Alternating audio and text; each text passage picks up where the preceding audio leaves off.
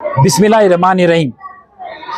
आज जुमे की नमाज अदा कर हम सब ने हज़रत जहांगीर पीर दरगाह को आकर यहाँ की ज़ियारत की और अल्लाह से कसरत से ये दुआ किए कि केसीआर की जो हुकूमत है वो हुकूमत पर ज़वाल आए, क्योंकि केसीआर की हुकूमत हम मुसलमानों पर अजियत कर रही है। जहांगीर पीर की सरजमीन वही जगह है जहाँ पर 2017 में केसीआर ने आकर 50 करोड़ सैंक्शन करता हूँ ये दरगाह के तरक्याती काम के लिए बोलकर एक वादा कर गया। और मैं आपको बताता चलूं कि आज तक 1 रुपया भी दरगाह को नहीं मिला। और साथ ही साथ केसीआर ने यह भी वादा किया कि दरगाह के आजुक बाजुक 100 एकड़ की जमीन है, वो जमीन पर वो गेस्ट हाउस तामीर करेंगे ज़ायरीन की सहूलत के लिए। एक भी गेस्ट हाउस तामीर नहीं हुआ। और जो ये दरगाह की जगह है, मैं आपको ये जगह के बारे में कहता चलूं कि जब भी बारिश होती है तो घुटनों तक पानी जमा हो जाता है। यहाँ की पाइपलाइन बराबर नहीं है, आजू बाजू हिलाजत है दरगाह के। और वहां पर एक छोटा सा वक्फ बोर्ड का दफ्तर है जो 1.5 साल से बंद पड़ा हुआ है, पर केसीआर की हुकूमत और वक्फ बोर्ड पलटकर ये दरगाह को देख रही नहीं। केसीआर साहब, आप 1200 करोड़ से भी ज्यादा यादगिरी मंदिर के लिए आप सैंक्शन करें, कोई बात नहीं है, मगर आप साथ ही साथ दरगाह के ऊपर भी तवज्जो देना। आप गंगा जमुना तहजीब के धज्जियां उड़ा डाले। आप तवज्जो दरगाह पे ना दे रहे, ना तो कोई मसाजिदों पर दे रहे। और मैं आपको बताता चलूं कि अनीसुल गुरबा जो यतीम खाना था 2017 में यही केसीआर ने 21 करोड़ सैंक्शन करता हूं बोलकर एक वादा किया। सिर्फ 12 करोड़ सैंक्शन हुए और रिलीज हुए, पर वो अनीसुल गुरबा अभी भी खस्ता हालत में है। 5 साल हो गए और वो मुकम्मल तरीके से अनीसुल गुरबा की तामीरात पूरी नहीं हुई। अब ये जो अनीसुल गुरबा के यतीम बच्चे हैं वो कहां पर है? वो बच्चों का तो कोई भी नहीं है, ना वालिद है, ना वालदा है, ना उनके ऊपर सर पे छत है, ना खाने को रोटी है। वो कहां पर है? राशिद खान का मुतालिबा है कि स्पेशल इन्वेस्टिगेशन टीम की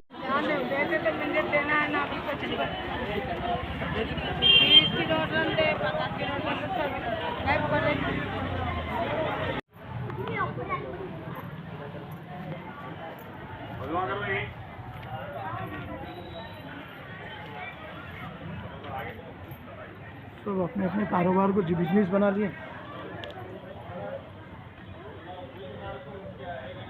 था पूरा बंद हो।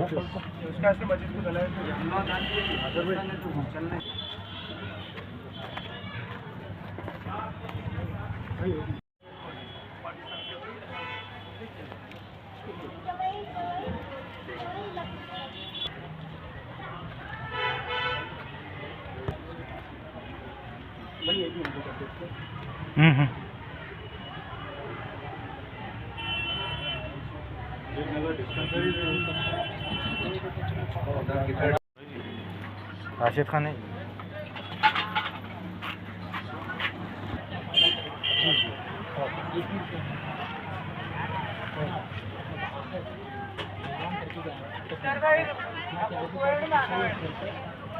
गेस्ट हाउस बनाते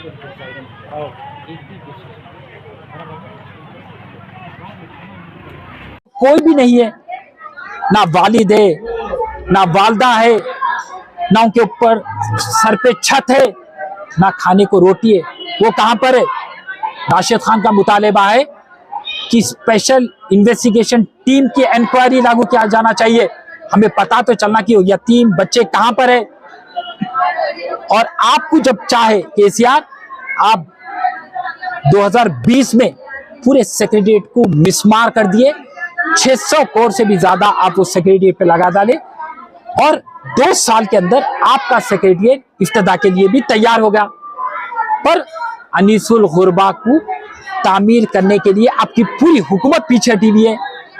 यहाँ जहांगीर पीर की दरगाह खस्ता हालत में है और ये जगह का पुरसाने हाल कोई नहीं पूछ रहा है। मैं बताना चाह रहा हूं कि तेलंगाना रियासत में ये हो रहा है क्या? अरे पिछले 5 महीनों से इमाम साहब को और मौजम साहब को तनख्वाह नहीं मिल रही है। सुप्रीम कोर्ट का ये ऑर्डर है कि इमाम साहब और मौजम साहब को तनख्वाह मिलना चाहिए। केसीआर की हुकूमत सुप्रीम कोर्ट का ऑर्डर को भी वायलेट कर रही है। और फिर बात आ जाती है जब वक्फ बोर्ड की, 80% वक्फ बोर्ड के जायदाद तो कब्जा हो चुके और जो रिकॉर्ड रूम की चाबी है वो सालों से केसीआर के जेब में है और हर जगह पर वक्फ बोर्ड की जमीन पे कब्जा हो रहा है, पर केसीआर तवज्जो एक जमीन पर भी नहीं दे रहा है।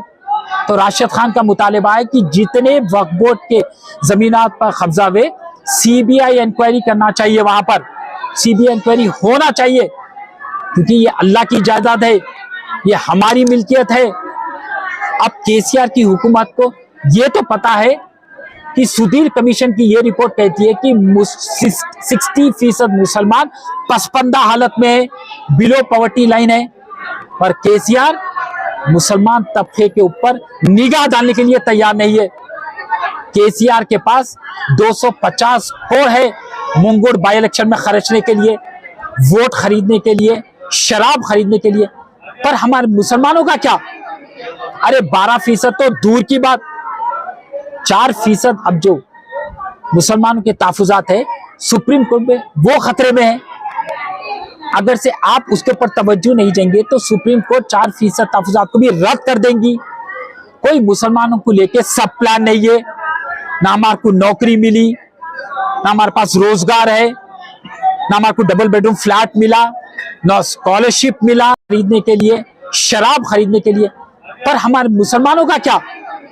अरे 12% तो दूर की बात, 4% अब जो मुसलमानों के तहफुजात है सुप्रीम कोर्ट में वो खतरे में है। अगर से आप उसके ऊपर तवज्जो नहीं देंगे तो सुप्रीम कोर्ट 4% तहफुजात को भी रद्द कर देंगी।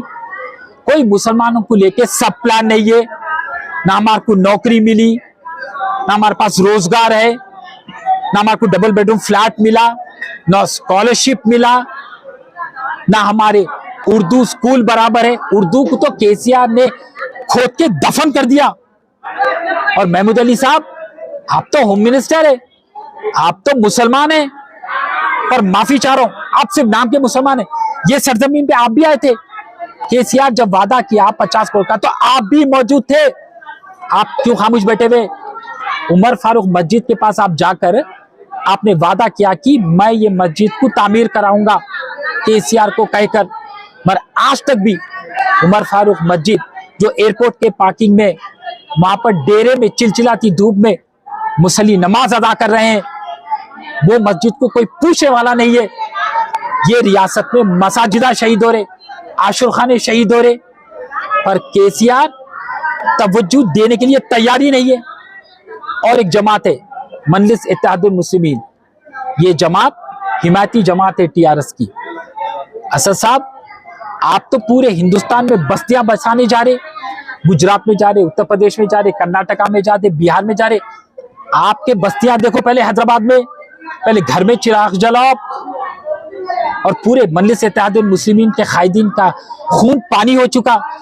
जरा एहसास नहीं है कि मुसलमान तबके पर किस तरीके से केसीआर अजियत कर रहा, जुल्म कर रहा।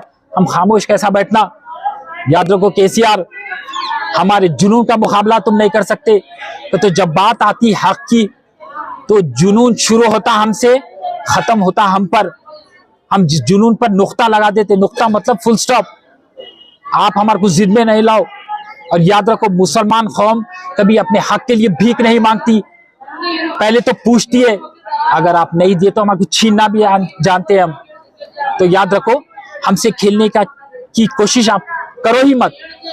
जहांगीरपुर की दरगाह के ऊपर तवज्जो दो, वक्फ बोर्ड के जुडिशियल पावर के बारे में सोचो। 4% जो तहफुजात परेशान हाल में है हमारे सुप्रीम कोर्ट में, अब खुदा ना खास्ता अगर से वो रद्द हो गए तो इसका जिम्मेदार कौन? हजरत हुसैन शाह वली की दरगाह की पूरी जायदाद आप लूट लिए। हमारे को जिद में नहीं लाओ। और याद रखो, मुसलमान कौम कभी अपने हक के लिए भीख नहीं मांगती, पहले तो पूछती है, अगर आप नहीं दिए तो हम आपको छीनना भी जानते हैं हम। तो याद रखो, हमसे खेलने की कोशिश आप करो ही मत। जहांगीरपुर की दरगाह के ऊपर तवज्जो दो, वक्फ बोर्ड के जुडिशियल पावर के बारे में सोचो। 4% जो तहफुजात परेशान हाल में है हमारे सुप्रीम कोर्ट में, अब खुदा ना खास्ता अगर से वो रद्द हो गए तो इसका जिम्मेदार कौन? हजरत हुसैन शाह वली की दरगाह की पूरी जायदाद आप लूट लिए। आप कानूनी कार्रवाई को इस कदर कमजोर कर डाले कि हमसे वो जायदाद छीन गई, लाखों करोड़ों की जायदाद। अब क्या 4% भी अब छीन लेने वाले हैं हमारे से? सही कार्रवाई करिए, सही एडवोकेट्स को लगाइए, लीगल गाइडेंस लेइए किसका भी। और मुसलमान बहुत तवक्कुआत रखा हुआ है, क्योंकि रियासत तेलंगाना को आप ये कहते कि आप सुनहरा तेलंगाना बनाएंगे, मगर हमको ये अच्छी तरीके से पता चल गया कि आप सुनहरा तेलंगाना नहीं बना सकते। तो अब मुसलमान बेदार हो गया, उसमें शऊर आ गया। अब ये टाइम मुसलमान इंतखाम लेगा, और इंतखाम कैसा लेगा? दस्तूर के दायरे में रह के लेगा, वोटों के जरिए से लेगा। और तुम्हारी बर्बादी बहुत जल्द आने वाली है, तुम्हारी हुकूमत का जवाल बहुत जल्द आने वाला है। तो तुम केसीआर तेलंगाना में एक अजाब के चेहरे में नाजिल हुए, हम मुसलमानों को तुम परेशान कर रहे हैं, तुम्हारी एक स्कीम कामयाब नहीं हुई, कहीं से भी मुसलमानों को फायदा नहीं हुआ, कोई सब प्लान नहीं, कुछ नहीं, हम खामोश कैसा बैठना। तो मैं फिर से मुतालिबा कर रहा हूं, वक्फ बोर्ड संभल जाओ, केसीआर संभल जाओ, तुम्हारा वक्त आ चुका। अब जितने भी महीने हैं वो महीने में कुछ काम करके दिखाओ, मुसलमान की हाय मत लो। याद रखो, मुसलमान तादाद में कम है, पर जब जज्बात की बात आती, हक की बात आती, तो उसका मुकाबला नहीं कर सकते तुम। हम बराबर अपने हक के लिए एहतजाज करेंगे, और तुमसे तो छीन के रहेंगे हम अपना हक। और मैं पूरे आवाम में एक शऊर बेदार करना चाह रहा हूं, तुम्हें समझो, केसीआर मुसलमानों का दुश्मन है, केसीआर मुसलमानों के पीठ पे खंजर भोंक रहा है, और जो चाकू लेकर उन्हें मुसलमानों के पीठ पर मार रहा है, वो चाकू को तेज कर रहा है असदुद्दीन ओवैसी। तो याद रखो, मुसलमान को मालूम हो गया, अब मुसलमान इंतखाम लेगा वोटों के जरिए से। और मैं पूरे मुसलमानों से अदबन गुजारिश करता हूं कि अल्लाह से दुआ करो कि हुकूमत का खात्मा हो, ताकि हमारे राहत मिले। खुदा हाफिज, जय हिंद।